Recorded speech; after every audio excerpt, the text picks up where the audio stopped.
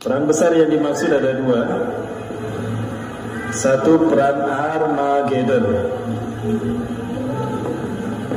Ini saya berbeda pendapat dengan Ustaz Zulkifli Ali, tapi tetap kami tetap bersama dalam menyampaikan hadis akhir zaman.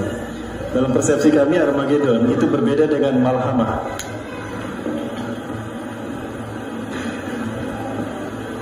Apa bedanya? Armageddon ini masih menggunakan teknologi.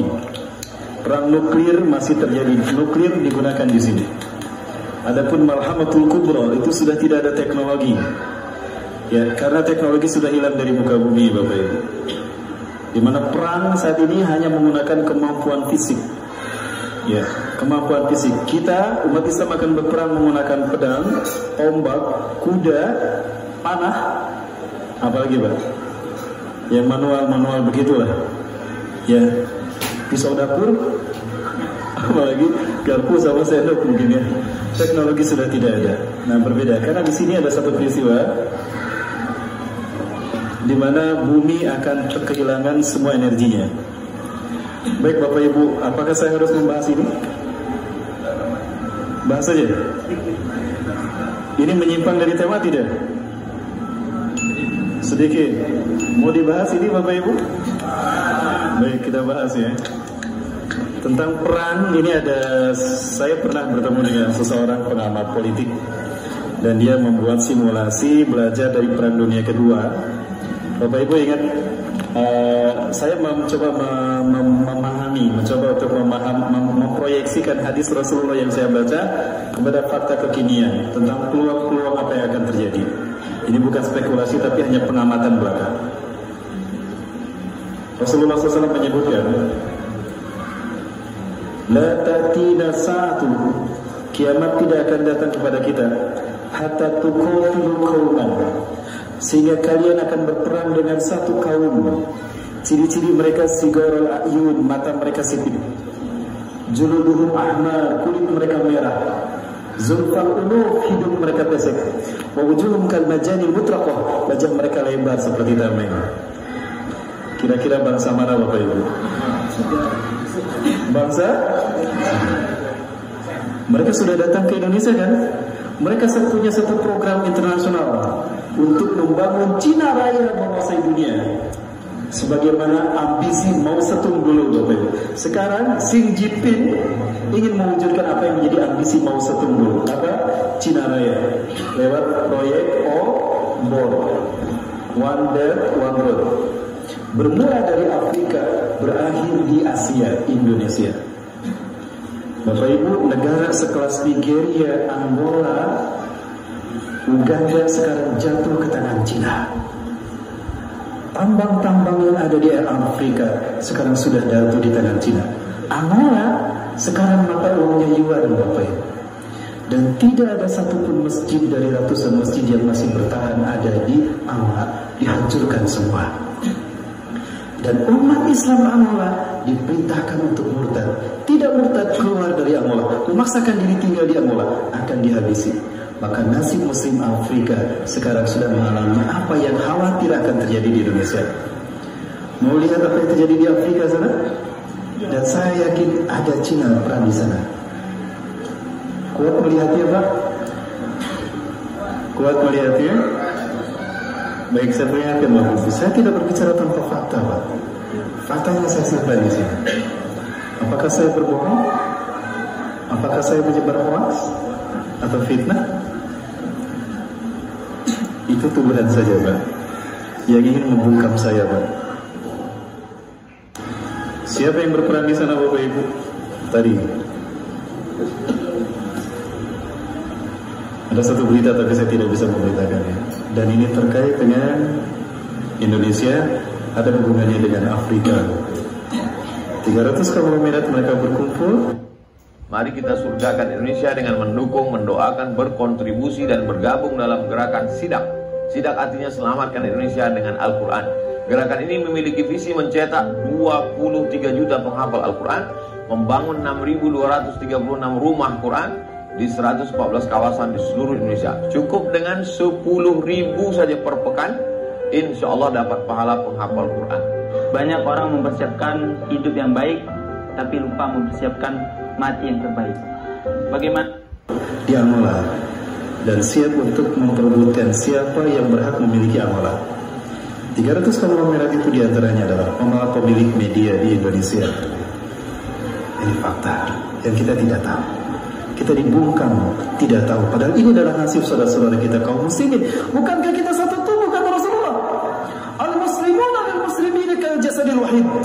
Seorang muslim dengan muslim lainnya itu satu tubuh. Dasaka udwan tadasal jasad bil humma wal asal. Jika satu bagian tubuh terluka, kita menyebar merasakan sakit seluruh badan kita. Walaupun yang terluka kaki, tapi kita pun merasakan demamnya. Itulah kita umat Islam.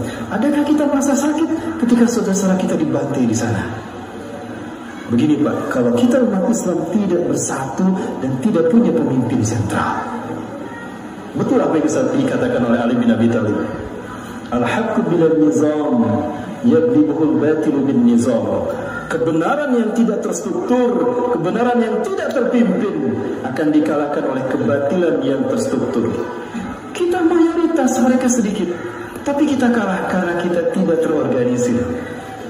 Strategi mereka divide, pecah belah, et impera, baru dikuasai. Ini strategi mereka menghancurkan Islam sejak Turki Utsmani. Walaupun umat Islam menguasai 2/3 dunia, dipecah-pecah kayak kue lapis. Mesir diberikan pada Inggris, Afrika Prancis, Palestina, Jordan Inggris, Suriah, Lebanon Prancis, Aljazair Prancis, Irak Inggris, Afghanistan Rusia, ya, Malaysia Inggris, India Inggris, Indonesia Belanda. Dipecah-pecah kita kayak kue lapis. Itulah nasib umat Islam ketika mereka meninggalkan Quran dan Sunnah. Nasibnya seperti itu. Baik Eropa pun sama Pak. Obor telah merambah ke Eropa. Amerika adalah negara yang nyaris akan menjadi negara pertama dengan hutan terbesar ke Cina. Namun ternyata ada satu negara yang merangsak menyusul Amerika untuk menjadi negara penghutan terbesar kepada Cina. Siapa? Dan sekarang sudah merambah ke Asia. Dan kunci untuk kemenangan Cina di Asia adalah Indonesia Pak. Amerika, Prancis, Inggris tidak mau itu terjadi. Maka mereka mengirimkan angkatan militer mereka ke Selat Malaka, ke Aceh Pak. Ada yang dapat informasi kalau angkatan militer mereka sedang berada di Aceh Pak. Tujuannya apa? Menguasai Selat Malaka agar tidak jatuh ke Cina. Karena kalau Cina menguasai Selat Malaka, saudara, dunia ada dalam genggaman Cina. Terbukti apa yang Rasul sabdakan, kiamat tidak akan datang kepada kalian sampai kalian berperang dengan satu kaum sigorul ayun, mata mereka sipit, juladuhum ahmar, kulit mereka merah, zunfal unum, hidung mereka pesek. Maksudnya kita apa? Kalau Rasulullah kan mancung, kita disebutnya pesek sama Rasulullah. Karena orang Cina sekarang hidungnya hampir sama dengan kita kan? Gitu. Dan wajah mereka lebar seperti tamai. Artinya bangsa kita akan menjadi tempat di mana terjadinya perang dunia ketiga, Asia Pasifik. Ini yang akan memicu kebangkitan umat Islam Indonesia. Ketika itu semua hadir di tanah Indonesia. Bapak mati Allah, jangan khawatir. Saya mendengar saudara-saudara kami yang di Timur Tengah sana mengatakan, ya Indonesia, intahdusul ma'rakah fi biladikum fantazilu hudurana. Hai muslim Indonesia, jika perang terjadi di negara kalian, maka kami mujahidin dunia akan datang membuat kalian, insyaallah. Saya tidak mendengar dari orang lain, saya mendengar sendiri Bapak. Ini Indonesia. Apakah ini akan menjadi peluang di mana Indonesia akan bangkit memimpin dunia? Allahu a'lam bishawab. Tapi saya berharap itu. Ya. Apakah Rasulullah pernah menyebutkan Indonesia? Rasulullah tidak pernah menyebut Indonesia, tapi Rasulullah pernah menyebutkan merah putih dalam hadisnya. Ya, pernah mendengar hadis merah putih, Pak? Belum.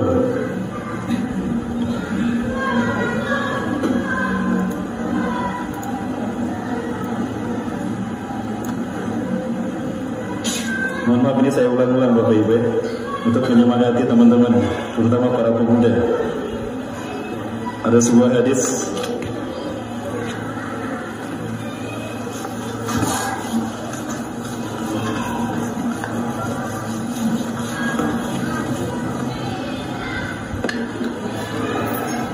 Anna Sauban hadasahu, bahwasanya Sauban bercerita annahu sami'a Rasulullah sallallahu alaihi wasallam yaqul, bahwa dia mendengar Rasulullah bersabda, inna rabbi zawaliyal arda, sesungguhnya Tuhanku melipatkan bumi ini untukku. Bapak Ibu, bumi yang tadinya bulat dibikin datar sehingga Rasulullah melihat kekayaannya terbentang dari timur hingga ke barat. Berarti bumi ini datar apa bulat? Sekali lagi Rasulullah mengatakan, Inna Rabbi zawali al-arda. Sesungguhnya Allah Tuhanku melipatkan bumi ini untukku. Hatta ra'aitu masyariqah wa maghribah, sehingga kekayaannya terbentang dari timur hingga ke barat dunia. Berarti bumi sebelumnya bulat apa datar? Bulat. Mana yang benar, bulat apa datar? Bulat. Sepakat bulat? Ada flat earth society di sini? Tidak ada. Ya. Hatta ra'aitu masyariqah wa maghribah, sehingga aku melihat kekayaannya terbentang dari timur hingga ke barat dunia. Wa atuni al-kanzaini, dan Allah memberikan dua pusaka kepadaku. Al-ahmar wal abyad, pusaka merah dan pusaka putih. Wa anna ummati, dan sesungguhnya umatku, saya mulku kembali di akhir zaman akan menguasai, akan sampai kekuasaannya mazawaliya minha, dari barat hingga, dari timur hingga ke barat dunia. Artinya Bapak Ibu, insyaallah umat Islam akan kembali memimpin dunia dari timur hingga ke barat. Dan Rasulullah menyebutkan kebangkitan Islam dari timur hingga ke barat ini terkait dengan dua pusaka. Gini apa gini Pak? Duanya Pak? Sama aja Pak ya? Sama aja ya? Dua pusaka, pusaka merah dan pusaka putih. Saya penasaran, ingin tahu bagaimana pendapat para ulama Timur Tengah terkait dengan ini. Ini Syekh Ali Yaqub Al-Abbasi, beliau adalah ketua MUI-nya Palestina, ketua Rabita Ulama Palestina. Sehabis sholat subuh berjamaah, saya keluar dari pintu yang sama ternyata. Beliau masih ingat sama saya ketika saya belajar tentang sejarah Palestina pada beliau. Ini dosen saya Pak. Kok kamu ada di sini? Saya pimpin jamaah umrah Syekh. Ya, nah ini pernah saya tanya tentang pandangan beliau terkait dengan hadis merah putih. Ahunaka mu'alaqah baina hadzal hadis bi biladina. Apakah ada keterkaitan antara hadis ini dengan negara kami? Li'anna liwana al-ahmar wal abyad. Karena bendera kami merah putih, Syekh. Apakah merah putih itu kami Indonesia? Apa kata beliau? Limadha taqulu kadzalik? Kamu bisa ngomong gitu. Tapi di ceramahnya apa kata beliau? La na'takid himmatan li tahdil al-Quds Palestin ala yadil Arabi.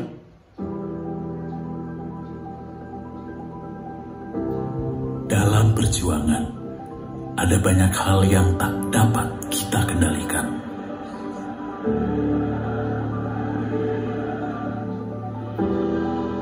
Meski sudah sebanyak mungkin kita berlatih,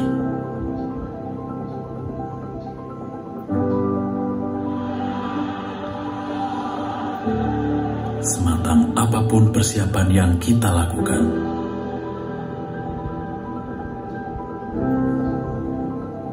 tantangan akan selalu hadir kepada siapapun yang berjuang.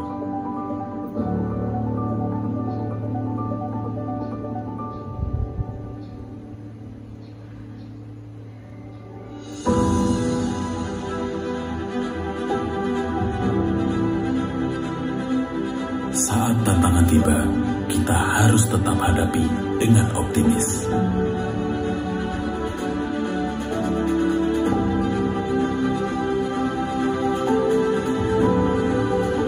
Karena dengan optimis, kita dapat terus beradaptasi dan mengubah hambatan menjadi sebuah batu loncatan untuk berkarya dengan lebih baik lagi.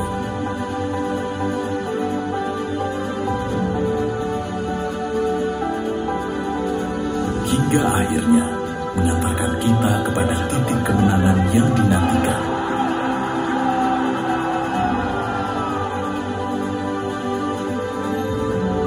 Saat berjuang terasa melelahkan, hangatkan dirimu untuk tetap semangat dengan Aristotle yang selalu setia memberikan kenyamanan di segala situasi, agar kamu dapat bersiap untuk kembali berjuang dan menggali inspirasi dari para juara untuk mencetak gol impianmu.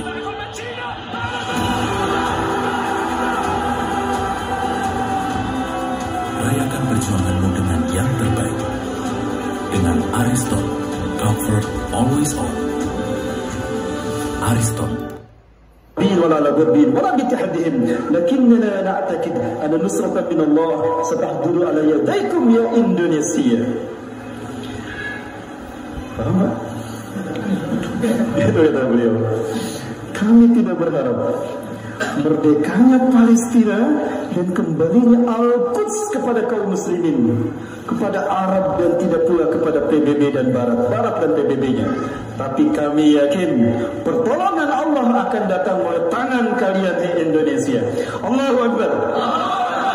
Ini Bapak Ibu, peluang kita. Ingat, ini harapan mereka. Jangan kita sia-siakan.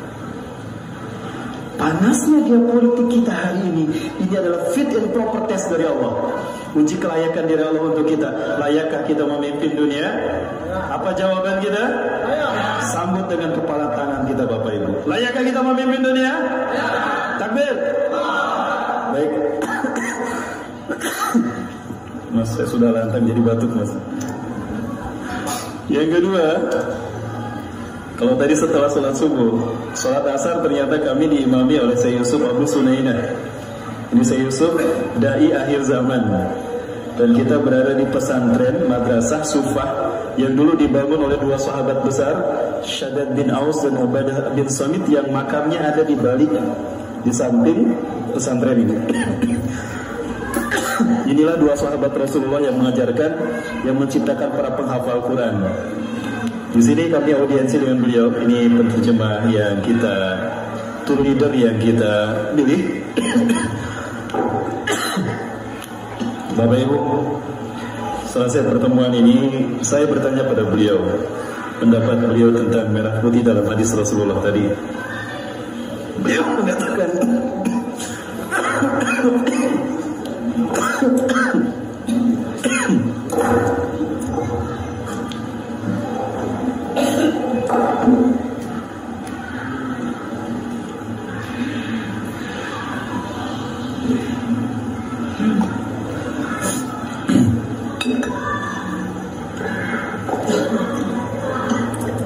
kami tanya pandangan beliau tentang Indonesia, tentang merah putih itu. Apakah ada kaitannya dengan Indonesia? Beliau menjawab, "Hunaka katsirun min ma'ani hadzal hadis." Di sana ada banyak arti dari merah putih dalam hadis ini. Lakin atakid ihda minhunna anta ya Indonesia, antum ya Indonesia. Ada banyak arti dari merah putih dalam hadis ini. Tapi saya yakin salah satu dari arti merah putih ini adalah kalian Indonesia. Bapak Ibu, ini orang kedua yang berbicara begitu. Kemudian yang ketiga, ini Dr. Abu Bakar Al-Awawidah, Wakil Ketua Rabitah Ulama Palestina. Beliau matanya menjadi buta karena setiap hari disiksa oleh Israel ketika di penjara. Beliau pernah datang dan mengimami kami sholat tarawih di Jogokarian, Mbak. Ya. Kepada beliau kita bertanya juga tentang hadis merah putih ini. Apa tanggapan beliau? Ala kulli biladil muslimin alladzina yaqbaluna al-islam dinahum. Dari semua negara yang menerima Islam sebagai agamanya, antum ya Indonesia lam yakhtarakumullah liqiyami hadzal din. Dari semua negara yang menerima Islam sebagai agamanya, tinggal kalian Indonesia yang belum Allah pilih untuk memimpin kebangkitan dunia. Turki sudah, Mesir sudah, Afrika sudah, Arab, Komok sudah, ya, Eropa dulu ada Andalusia. Mana yang belum? Indonesia Pak yang belum. Apakah ini syarat Islam Indonesia akan bangkit? Saya yakin Bapak Ibu. Kapan? Satu periode lagi misalnya. Dan baik, artinya di 5 tahun ini kita akan mengalami masa-masa sulit Bapak Ibu. Bukan hanya sulitnya kita untuk survive menghadapi dahsyatnya, kerasnya alam saat itu, tapi kita juga akan menghadapi panasnya geopolitik, terutama dua perang besar, Armageddon dan Malhamatul Kubra. Terkait dengan Armageddon, Rasulullah tidak pernah menyebutkan Armageddon, tetapi Rasulullah pernah menyebutkan perang Ahzab, di mana dalam perang Ahzab ini Barat bersekutu semua membentuk 80 persekutuan manusia, bangsa. Hum yataharrakuna tahta samanina rayah. Mereka akan bergerak di bawah 80 bendera, artinya 80 negara. Walikulli rayatin, dan setiap bendera membawahi 12.000 pasukan. Isna asyara alaf juludan. Artinya ada 1 juta pasukan barat Eropa, multinasional Eropa akan menyerang umat Islam. Di mana? Di Suriah. Kenapa harus di Suriah? Skenario-nya begitu Bapak Ibu. Jadi pada saat itu Turki akan jatuh ke tangan Eropa dan umat Islam akan berhadapan dengan mereka. Tapi itu malhamatul kubra. Sebelumnya ada yang Rasulullah sebutkan Al-Ahzab, yaitu perang nuklir. Nah, dalam perang nuklir ini umat Islam masih bersatu dengan barat. Wa antum satastasrikuna bi Bani Asfar. Kalian akan bersekutu dengan Bani Rum, Bani Asfar yang berkulit bule. Tuqatiluna aduwwan min waraikum, merangi musuh yang ada di belakang mereka. Asumsi kami, para ahli hadis mengatakan itu yang dimaksud adalah Persia, Iran, Israel, dan Rusia.